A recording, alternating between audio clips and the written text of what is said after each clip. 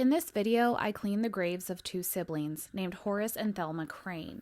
Before I go further into this story, I want to make one thing clear. I don't agree with the terminology the newspaper, census, and school used. I will be reading off what was on the official census and what the newspaper wrote about Thelma after her death. The terminology used in these documents was considered normal for this time period, and I want to use them to give you a sense of how people like Thelma were viewed back in this time. Horace and Thelma's parents were Pleasant or Plez and Anna Callahan Crain. On December 29, 1894, when Plez was 19, he married 15-year-old Anna. They settled in Ozark County, Missouri, and started their family and began farming. The couple would have 5 children together, 3 boys and 2 girls: Alexander, Horace, Roy, Thelma, and Dorothy. Out of the 5, 3 of their children would live into adulthood. Horace Crain was born first on May 30th, 1897 in Ozark County, Missouri. He was Plez and Anna's second child. Horace lived a very short life and passed away on April 11th, 1898 at the age of only 10 months. I found a newspaper article that stated, "This vicinity was thrown into deep sympathy the other day by death of the beautiful little baby of Mr. and Mrs. Plez Crain." Horace's family buried him in the County Line Cemetery in Ozark County, Missouri. After Horace passed away, his family moved to West Plains in Howell County, Missouri. 2 years later, after Horace had passed away, Thelma was born. Thelma Crain was born on October 9th, 1900 in Howell County, Missouri. She was Plez and Anna's 4th child and their first daughter. When Thelma was 10 years old in 1910, her family was living in West Plains, Missouri in a rented house on Broadway Street. Her father was working as an engineer in the steam industry. On Thelma's census information, it said she wasn't able to read or write, and the question, "Speaks English?" was left blank. On the end of the census, there was a box that said, whether deaf and dumb, and Thelma was marked down as being both. At some point after this census was taken, Plez and Anna sent Thelma to a state school in Fulton County, Missouri, that was called the State Deaf and Dumb School. Sadly, Thelma passed away shortly after moving to the school.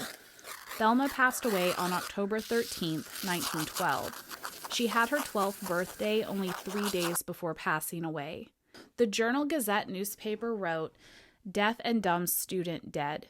Thelma Crain, aged 12 years, daughter of Mr. and Mrs. Plez Crain, died at the State Deaf and Dumb School at Fulton Sunday morning at 10 o'clock of pneumonia.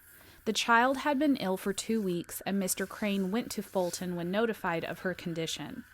After he reached Fulton, she slowly improved, and Mr. Crain concluded to return home. A few hours after he came back, Mr. Crain learned that his daughter was dead. The family held her funeral in their home on Broadway Street. Then her body was taken to Dora, the old home of the Crain family. Thelma was buried in the County Line Cemetery next to her brother Horace. The school Thelma attended over 100 years ago is still in operation today and is now called the Missouri School for the Deaf.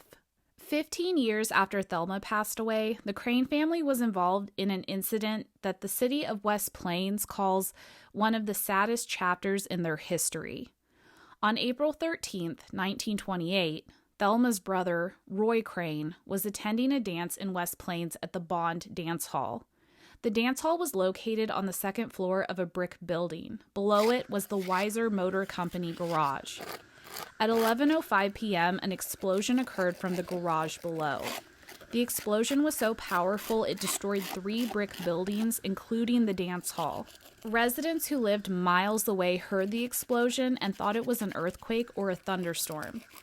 Of the 50 people who had attended the dance that night, the explosion took the lives of 39. Half of those who passed away were unidentifiable due to the damage from the explosion and flames. This event is now known as the West Plains Dance Hall explosion. The cause of the explosion remains a mystery to this day. There is a large memorial in honor of the dance hall victims in Oak Lawn Cemetery in West Plains, Missouri. Roy Crain was among the few who survived. Records stated he was an employee at a drugstore and he survived the explosion with bruises on his face and legs and severe cuts over his entire body. After their son's close call, the Crains continued to live a quiet life in West Plains. Ples continued to work as an engineer until the 1940 census when he stated he was a furnace man for the West Plains High School. Ples passed away in 1949 at the age of 75. His obituary stated he was found slumped over in the hall of the Dean Davis building where he was working as a janitor. He passed away due to cardiac failure. Anna would live another 24 years and never remarried. Anna passed away in 1974 at the age of 93. Anna and Ples are buried together in Oak Lawn Cemetery in Howell County, Missouri. Thelma was the last Crain to be buried in the County Line Cemetery. There is only one other Crain buried here, 24-year-old Rachel Stone Crain. Rachel was married to Ples's half-brother Ed, making her Horace and Thelma's aunt. Rachel was buried 4 months after Horace, but they are not buried near each other. On top of Horace's stone is a hand with a finger pointing upwards, which symbolizes that the deceased found heavenly reward.